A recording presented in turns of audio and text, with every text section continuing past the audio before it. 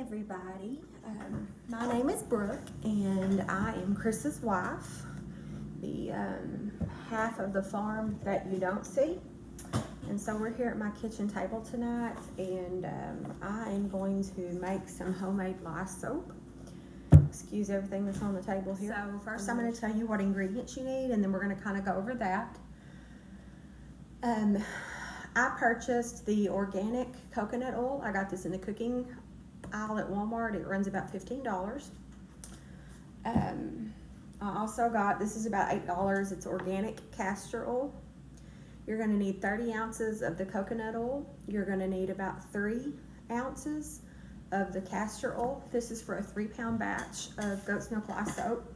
We're going to substitute the 10.9 ounces of water for 10.9 ounces of goat's milk, which I have here in this cup.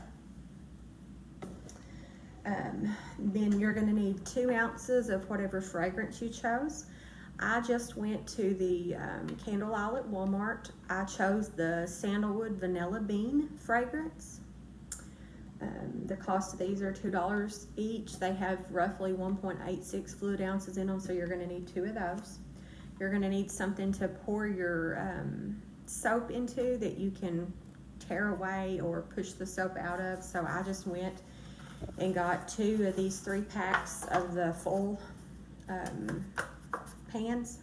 They're 98 cents for 3 of them, so they're real affordable.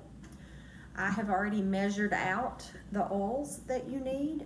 So for this 3-pound batch of soap, you're going to need 30 ounces of coconut oil, 3 ounces of castor oil, 4.7 ounces of lye, 10.9 ounces of water, and 2 ounces of fragrance oil.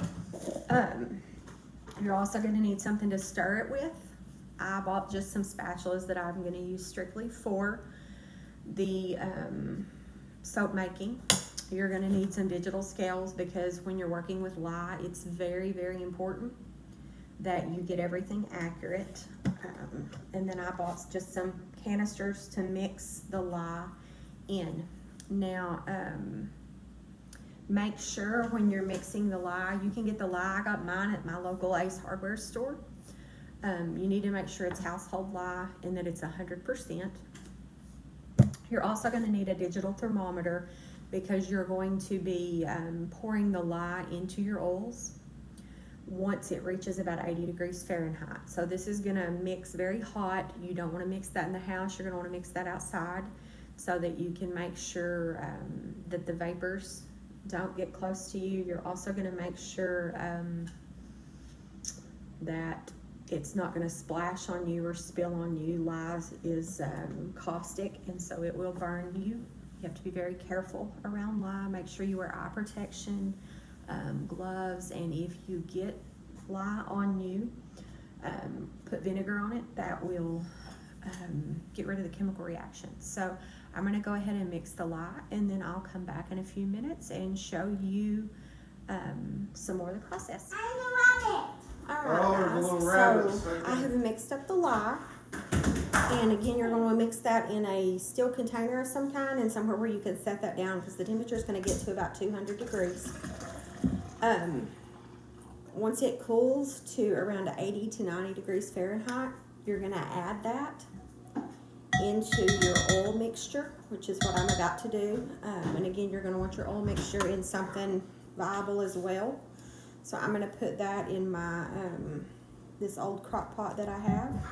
We're going to pour it slowly in there. And this is how we're going to make our soap. If you choose to make any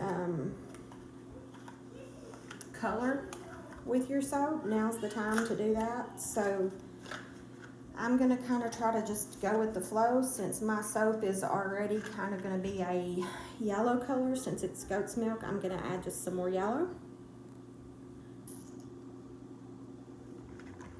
And then I'm going to add just a little bit of red. And then you're going to take a blender and you're going to blend that until you see trace. And you're going to pour it into your pots.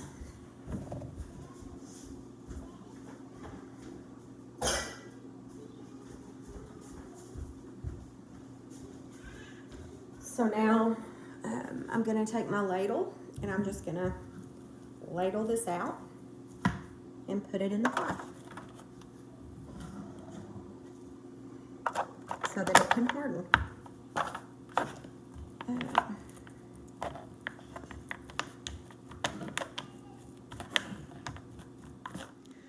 All right, guys, so in a couple days, we will pull that soap down, and I'll show you how to cut it up.